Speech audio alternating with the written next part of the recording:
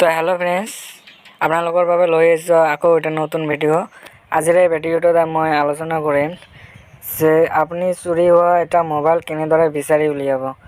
ধৰক ক'ৰবাত গৈ আপুনি বিয়াতে হওক বা বজাৰতে হওক মোবাইল এটা পেলাই দিলে বা কোনোবাই আপোনাৰ মোবাইলটো চুৰি কৰি লৈ গ'লে, তেনে ক্ষেত্ৰত আপুনি আপোনাৰ মোবাইলটোক বেলেগ এটা মোবাইলেৰে কেনেদৰে বিচাৰি উলিয়াব।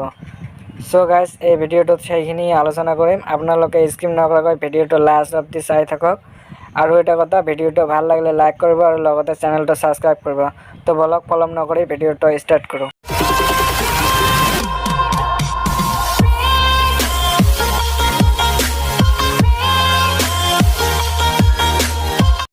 তো ফ্ৰেণ্ডছ, আপোনাৰ সেই হেৰাই যোৱা মোবাইলটো বিচাৰিবৰ কাৰণে প্ৰথমতে আপোনাৰ ইমেইল আইডি এটা প্ৰয়োজন হ'ব। যিটো ইমেইল আইডি আপোনাৰ সেই মোবাইলটোত দিয়া আছে, সেই ইমেইল আইডিটো আপোনাৰ জ্ঞাত হ'ব লাগিব। লগতে সেইটোৰ পাছৱৰ্ডখিনি আপোনাৰ জানি ৰাখিব লাগিব।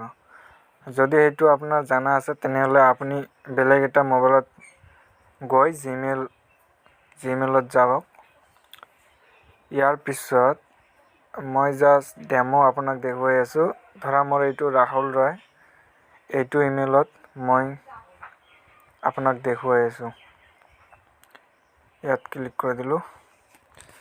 ৰ'বা, স্ক্ৰীনটো ৰোটেট কৰি লৈ আছোঁ যাতে আপোনালোকে ভালদৰে চাব পাৰে। তাৰপিছত ইয়াত চাওক, চিকিউৰিটি নামৰ এটা অপশ্যন আছে, সেইটোত আপোনালোকে ক্লিক কৰি দিয়ক। ক্লিক কৰি দিয়াৰ পিছত আপোনালোকে তলৰ ফালে স্ক্ৰল ডাউন কৰক।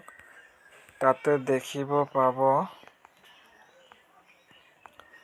আপোনাৰ ইয়াতে আপোনাৰ মোবাইল ডিভাইচ যিটো নেম ৰিয়েলমি C12, ইয়াতে লিখা আছে ফাইণ্ড এ লষ্ট ডিভাইচ।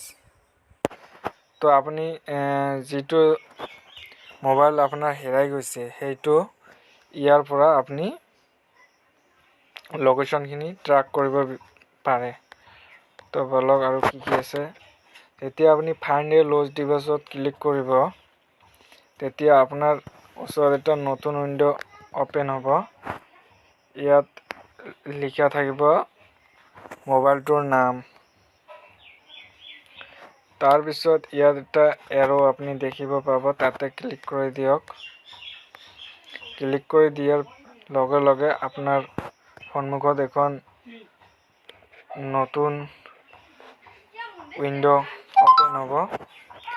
এতিয়া আপোনাৰ ডিভাইচ লোকেশ্যনটো শ্ব' কৰিব। লগতে তলত আপোনালোকে প্লে চাউণ্ড যদি বিচাৰে, তেন্তে ইয়াৰ পৰা আপুনি চাউণ্ড প্লে কৰিব পাৰিব। এইটো অপশ্যনত গৈ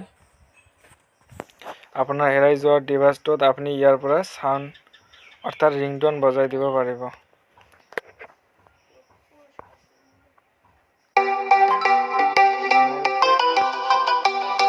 ইয়াৰ পৰা আপুনি ষ্টপ কৰি দিব পাৰিব।